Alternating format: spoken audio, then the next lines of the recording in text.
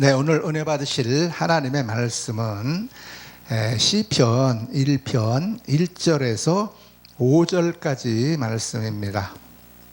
복 있는 사람은 악인의 꾀를 쫓지 아니하며 죄인의 길에 서지 아니하며 오만한 자의 자리에 앉지 아니하고 오직 여호와의 율법을 즐거워하여 그 율법을 주야로 묵상하는 자로다. 저는 시냇가에 심은 나무가 시절을 쫓아 과실을 맺으며 그 잎사귀가 마르지 아니함 같으니 그 행사가 다 형통하리로다. 악인은 그렇지 않으며 오직 바람에 나는 겨와 같도다. 그러므로 악인이 심판을 견디지 못하며 죄인이 의인의 회중에 들지 못하리로다. 아멘. 자, 정말로 힘들었던 2020년 한 해가 지나가고 어김없이 2021년 한 해가 우리 앞에 활짝 열어졌습니다. 하나님의 은혜입니다. 지난 한 해 동안 이제 어려움으로 인하여 우리 교회도 예배를 마음 놓고 드릴 수 없고 찬양하며 기도를 마음껏 할 수 없는 그러한 지경에 처하게 되었는데, 이제 새해를 통하여 이 모든 어려움이 다 지나가며 극복되어서 전과 다름없이 우리가 하나님 앞에 나와서 마음껏 찬양하며 기도하며 그리고 예배 드릴 수 있게 될 줄을 믿습니다. 2021년 새해를 활짝 우리에게 열어주신 아버지 하나님께 감사를 드립니다. 자, 오늘 은혜 받으실 하나님의 말씀의 제목, 복 있는 사람에 대하여 말씀을 드리도록 하겠습니다. 자, 2021년 새해가 우리 앞에 활짝 열렸는데, 이제 과연 이 새해에 복 받을 사람들이 어떤 사람들인가에 대하여 상고하여 보도록 하겠습니다. 자, 오늘 본문에 보니까 복 있는 사람에 대하여 이제 쭉 1절과 2절에 나와 있죠. 맨 처음에 보니까 복 있는 사람은 악인의 꾀를 쫓지 아니한다 라고 말씀하고 있습니다. 그래서 첫 번째로 복이 있는 사람은 악인의 꾀를 따르지 않는 사람, 쫓아가지 않는 사람이 복이 있다라고 말씀합니다. 자, 악인의 꾀를 쫓지 않으려면 무엇을 해야 되느냐? 자를 것을 단호하게 잘라내는 지혜와 그리고 결단이 필요한 것입니다. 하와가 악인의 꾀를 쫓아갔다가 범죄하였죠. 네, 그래서 실패한 자가 되었을 뿐만 아니라, 그러나 반대로 요셉은 보디발 장군의 아내의 그 악인의 꾀를 단호하게 거절하고 끊고, 그렇기 때문에 그는 성공한 사람이 된 것을 우리가 볼 수가 있습니다. 자, 좇는다 하는 말은 따라간다, 따른다, 그렇게 말씀드릴 수가 있겠습니다. 따라간다는 뜻인데, 이 말의 의미는 뭐냐면 동조하거나 협력하거나 협조하거나 또는 함께 행동하는 것, 이것을 쫓는다, 따라간다, 이렇게 표현할 수가 있습니다. 그렇기 때문에 우리는 이런 나쁜 것, 악인의 꾀, 악한 사람의 이 꾀에 우리가 동조하거나 따라가거나 함께하지 말아야 될 것입니다. 자, 그래서 이런 것으로 끌려가지 않으려면 어떻게 해야 되느냐? 인정에 끌리지 말아야 됩니다. 인정에. 많은 사람들이요, 특히 우리나라 사람들은 인정, 정에 약해서 아닌 줄 알면서도 아닌데, 이러면 안 되는데 하면서도 끌려가는 경우가 상당히 많습니다. 그래서 잘못된 것인 줄 알면서도 인정상 질질 끌려가는 이것, 여기에서 우리가 단호하게 끌려가지 말아야 되겠습니다. 자, 이 세상에서는 많은 사람들이 인정머리 없는 사람이다, 뭐 이렇게 말을 듣는 사람들이 있지만, 그러나 악한 것, 나쁜 것, 옳지 않은 것은 단호하게 끊어내고 끌려가지 않는 것이 인정머리 없다는 소리를 들어도 훨씬 낫다라고 말씀드릴 수가 있겠습니다. 그리고 두 번째로는요, 욕심을 절제해야 돼요. 욕심. 이 절제, 성령의 은사 가운데도 절제가 있지만 특히 이 나쁜 욕심을 우리는 절제를 해야 되겠습니다.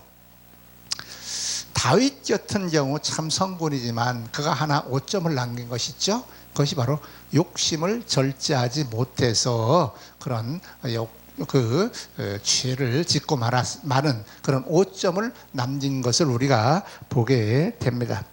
그리고 그 결과 큰 화를 당하게 된 것을 우리가 잘 알고 있죠. 그래서 욕심을 절제해야 됩니다.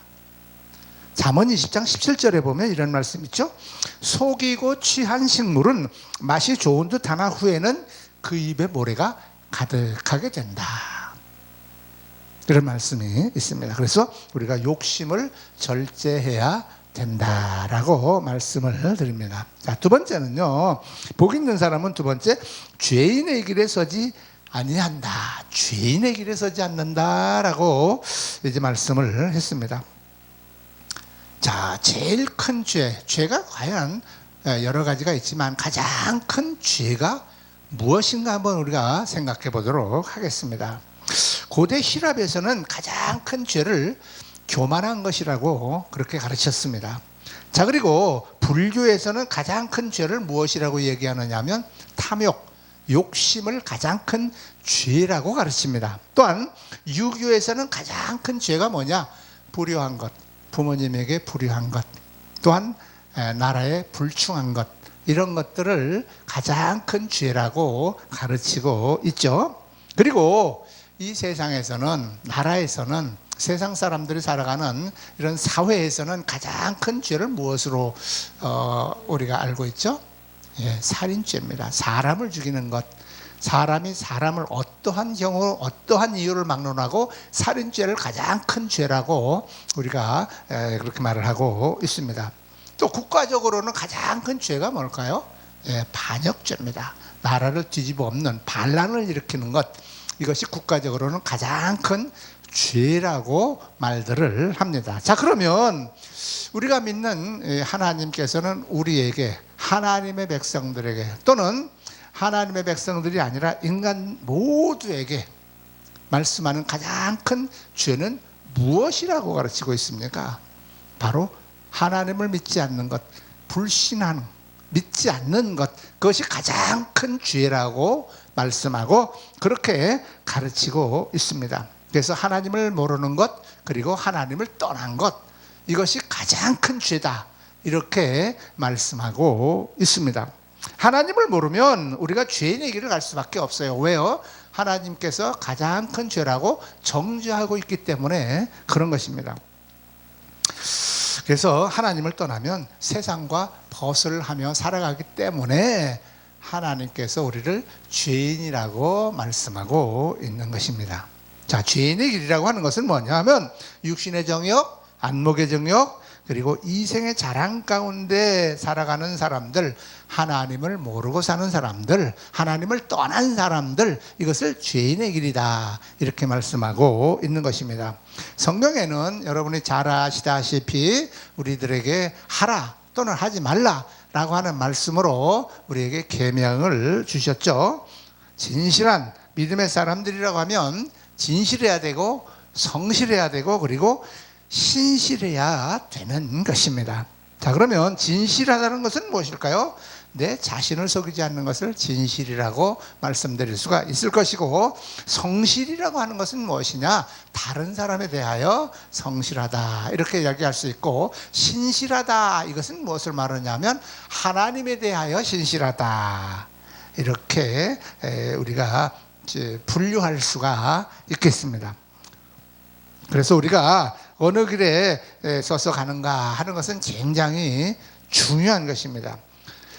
사무엘 하에 보면 사울과 다윗의 집 간에 전쟁이 일어나는데 사울의 집은 점점 쇠하여 가고 다윗의 집은 점점 흥하여 갔다, 이렇게 말씀하고 있는데, 사울 편에 선 사람들은 점점점 망해 갔다, 그리고 다윗 편에 선 사람들은 점점점 흥해 갔다라고 말씀을 기록해 놓고 있습니다. 그것은 무엇을 의미하고 있을까요? 우리가 어느 길로 가는가, 어느 편에 서서 우리가 삶을 영위하고 계획하고 살아가는가 하는 것이 그만치 중요하다 하는 것을 보여주고 있는 것입니다. 또 모세 당시 광야에서도 고라의 편에 선 사람들은 다 멸망을 받았고 모세의 편에 선 사람들은 다 흥했습니다. 살았습니다. 그것을 보면 우리가 어느 편에 서서 악의 편에 섰는지 선의 편에 섰는지 하나님 편에 섰는지 악한 편에 섰는지 우리가 어떻게 삶을 계획하고 영위하느냐에 따라서 우리의 앞으로의 삶은 결정되어진다 라고 말씀드릴 수가 있겠습니다. 자, 그러면 과연 우리는 올 한 해 어느 편에 서서 우리의 삶을 계획하고 살아가야 할 것입니까? 하나님 편입니까? 아니면 마귀 편입니까? 예, 물어보나 마나하겠습니다. 성령의 인도함 편에 따라서 우리가 삶을 계획하고 인도함 따라 순종하며 살아가야 될 것입니다. 줄을 잘 서야 이제 성공한다, 흥한다 라는 말도 있습니다. 그러므로 우리는 하나님 편에 성령님의 인도함 편 따라서 순종하며 살아가는 복된 하나님의 자녀들이 되어야 될 줄 믿습니다. 자, 이제 세 번째 보면 복 있는 사람은 오만한 자의 자리에 앉지 않는다라고 말씀을 하고 있습니다. 자, 오만하다. 오만한 사람은 무엇을 이야기하느냐? 하나님을 부인하는 사람을 오만한 사람이라고 합니다. 하나님이 없다 하는 사람이 가장 어리석은 사람입니다. 그래서 오만한 사람이라고 하는 것은 하나님을 무시하고 철저하게 자신의 능력이나 자신의 지혜나 자신의 힘이나 지식이나 세상을 의지하는 사람을 오만한 사람이라고 말을 할 수 있겠습니다. 세상에서 가장 무식한 사람, 바로 하나님이 없다고 우기는 사람, 이 사람이 바로 오만한 사람인 것입니다. 그런 사람들은 하나님이 없다고 생각하고 하나님이 없다고 믿고 있기 때문에 무슨 짓을 해도 괜찮다고 생각을 하고 온갖 악행을 다 저지르면서 살아가려게 되어 있기 때문에 그렇다고 하는 것입니다. 자, 그리고 교만한 사람과 거만한 사람도 역시 오만한 사람의 범주에 포함된다고 말씀을 드릴 수가 있습니다. 거만한 사람은 어떤 사람이에요? 아는 건 별로 없고 가진 것도 별로 없고 아무런 힘도 없으면서 능력도 없으면서 거들먹거리고 자랑하는 사람들입니다. 우리가 이제 많은 사람들과의 대화를 이렇게 하는 것을 보면요, 유별나게 말이 많은 사람이 있습니다. 말이 많은 사람은요, 자신의 속이 텅텅 비었다고 하는 것을 상대방에게 은연중 나타내는 사람입니다. 말이 많은 사람은요, 자신이 아는 것이 별로 없음을 스스로 나타내고 표현하는 것입니다. 아는 것이 많고 가진 것이 많은 사람은요, 겉으로 절대 표현하거나 말하는 법이 거의 없습니다. 왜 그런 줄 아십니까? 말할 필요가 없기 때문에 그렇습니다. 그러나 말이 많은 사람은 자신의 무식한 것, 가진 것이 빈약한 것을 감추기 위해서 말을 많이 하는 것입니다. 앞으로는 우리는 이 거만한 사람, 아무것도 모르면서 아무런 힘도 없고 능력도 없고 가진 것도 없으면서 거들먹거리고 자랑함으로 말미암아 거만한 사람이 되지 말아야 되겠습니다.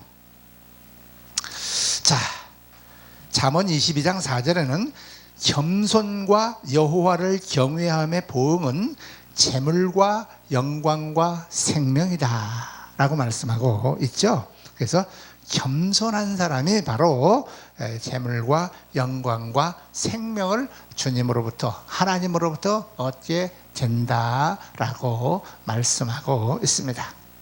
자, 그리고 그 다음에는 이제 복 있는 사람, 여태까지는 하지 말라라고 하는 세 가지를 말씀을 드렸어요. 악인의 길을 쫓지 말라, 죄인의 길에 서지 말라, 그리고 오만한 자의 자리에 앉지 말라. 이런 하지 말라라고 하는 세 가지를 복 있는 사람이 조건으로 말씀했고, 이제는 해야 할 것에 대하여 말씀을 하고 있습니다. 2절에 보니까 여호와의 율법을 즐거워해야 한다라고 복 있는 사람의 조건, 해야 되는 것을 첫 번째로 말씀하고 있습니다. 자, 그것은 뭐예요? 습관적으로 하나님의 말씀을 읽고 들으며 즐거워해야 되는 것입니다. 그 속에 우리 삶의 지혜가, 온갖 지혜가 다 들어있기 때문에 그런 것입니다.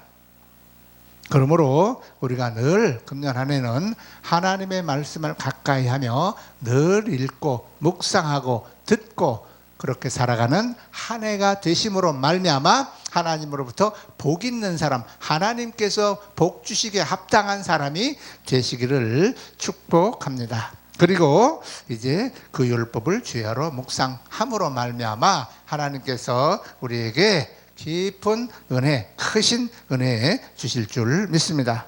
자, 그런 사람들에게 과연 하나님께서는 우리에게 어떤 복을 주시는가 하는 것에 대하여 말씀드리도록 하겠습니다. 거기 보니까 3절에 시냇가에 심은 나무가 시절을 쫓아 과실을 맺는다 말씀하고 있죠. 요한복음 7장 37, 8절에는 그런 말씀 있죠. 누구든지 목마르거든 내게로 와서 마시라. 나를 믿는 자는 성경의 이름과 같이 그 배에서 생수의 강이 흘러나리라. 이렇게 말씀을 하고 있습니다. 시절을 쫓아 과실을 맺는 이런 엄청난 복, 끊어지지 않는 복, 이런 복이 주어진다고 하는 것입니다. 자, 얼마나 좋습니까? 그 잎사귀가 마르지 않고 행사가 다 형통하다. 하는 모든 일마다 형통하다. 잎사귀가 마르지 않는다. 끊임없이 하나님의 복이 공급된다. 그리고 행사가 다 형통하다. 하는 일마다 안 되는 일이 없다. 계획하고 실천하는 일마다 하나님께서 복을 주시고 함께하여 주시기 때문에 형통하게 된다. 이런 복이 주어진다라고 하는 것입니다. 우리 모두가 복 있는 사람이 되어서 한 해 형통한 그러한 삶을 다 살아가시기 바랍니다. 형통이라는 말 뭐예요? 문이 활짝 열렸다 그런 뜻입니다. 꽃길이 앞에 주어져 있다. 가는 일마다 밟는 것마다 손대는 것마다 마이다스의 손이 되어서 하나님께서 풍성한 은혜와 복을 한없이 부어주신다 그 말씀입니다. 이런 복 다 받아 누리고 싶으시지 않으십니까? 그러면 오늘 하나님께서 우리에게 이 앞에 전제 조건이 붙어 있는 것 이대로 한번 우리가 금년 안에 실천해 보시기 바랍니다. 하나님의 말씀은 절대로 변개되지 않고 바뀌지 않습니다. 오류도 없습니다. 말씀대로 살면 반드시 하나님의 말씀대로 우리에게 그대로 이루어질 줄을 믿으시기 바랍니다. 금년 한 해 어쨌든 악인의 길을 쫓지 말고 죄인의 길에 서지 아니하고 오만한 자리에 앉지 않을 뿐만 아니라 여호와의 율법을 즐거워하여 그 율법을 주야로 묵상함으로 말미암아 시냇가에 심은 나무가 시절을 쫓아 과실을 맺으며 그 잎사귀가 형통함 마르지 않음 같으니 마르지 아니함 같이 형통하는 그러한 복을 다 받으시는 복된 저와 여러분들이 다 되시기를 주님의 이름으로 축복합니다. 축복합니다.